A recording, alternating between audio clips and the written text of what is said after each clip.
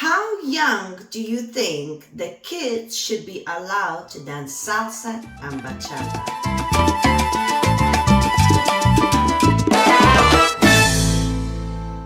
Hello, my beautiful subscribers. Rasa the dancer is here, and today's topic is very interesting. How old do you think the kids should be to start dancing salsa and bachata? I have a lot to say about this topic, and again, it was being suggested by one of our followers in the comments. That's why I love the comments. You come up with the greatest ideas and topics. So I read them, make sure you use them. And also, before we start, for the followers who being very supportive and watching every single video, I want to say I'm okay and the boiler has been fixed and my house is clean and I'm super happy right now. And also a big shout out to Pete Collin, who is one of my students, and in one of the events he presented me with this wonderful painting. So Pete, it's in my corridor. And I think it's awesome because my walls are kind of whitish and a bit of color is absolutely amazing. I'm honored you made this painting for me. So now back to the subject. I'm going to give you a couple of different ideas. And of course, I'm interested to know what you think, how old the kids should be to start dancing salsa and bachata. Now, I'm just gonna go and straight away just make a big statement. I think as young as you possibly want. And how many times have you told me, oh, I wish I have started younger? So the younger the better as far as I'm concerned. If you look at ballet, if you look at jazz, if you look at ballroom, the kids start from like 4, 3 years old too. I mean, they start very young. I started with ballroom as I was 4 years old. And I think when you start your kids very early, they get to choose whether they want to do it consistently or not. But what happens is the kids always exercising and training. The kids are surrounded by music. The kids get discipline. So there's a lot of benefit no matter whether they're going to pursue it or not. The only thing I would say, salsa and bachata, it's a little bit more complex to start the kids because, you know, other types of dances have established kids classes from a very long time ago. And for salsa and bachata, there hasn't been a lot of institutions that focus on kids.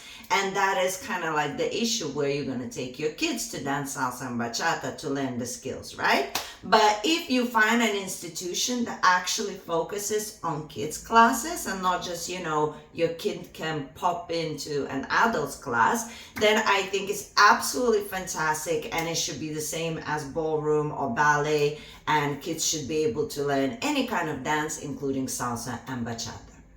This is where some of the people start getting a little bit more into doubting whether the kids should start early with the salsa and bachata.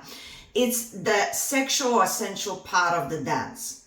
And I see where you're going with this, but keep in mind that it all depends, as I say, if the group classes are based on educating just kids, and you have your teacher, instructor, professor, whoever is looking after the kids and the classes, there isn't such a thing as like sexuality and sensuality the way it would be in adult classes. So that's the first thing already.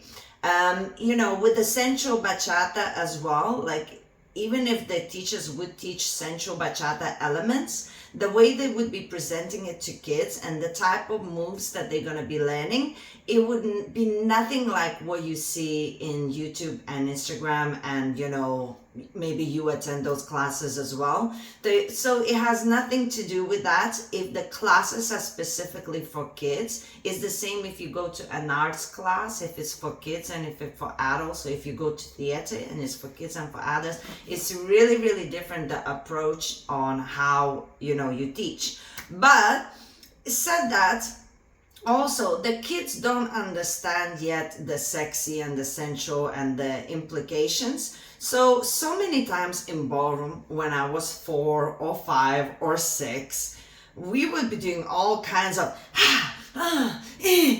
we just take it as it's part of the dance. We have no idea whether that's sexy or whether that's whatever. We think it's just energy and passion, and we're getting into a character and we're pretending to be this person or whatever, or this, you know, caricature. But we don't really, look at it when we're little kids that, oh, I am doing so that means, you know what I mean? So I wouldn't worry about it. As I say, if you focus on actually finding group classes that specialize in kids and have, progressive kids classes, I don't think you have to worry about the sexual or sensual part of it. It's in any single dance, even in ballet, the connections and stuff, even though it's not sexy, but it is still a connection with your partner. But the kids are a completely different mindset, and it's taught completely differently, and it's not in their head what's in your head. Okay, another big point that I'd like to make, the problem is not the dance, the problem is social media.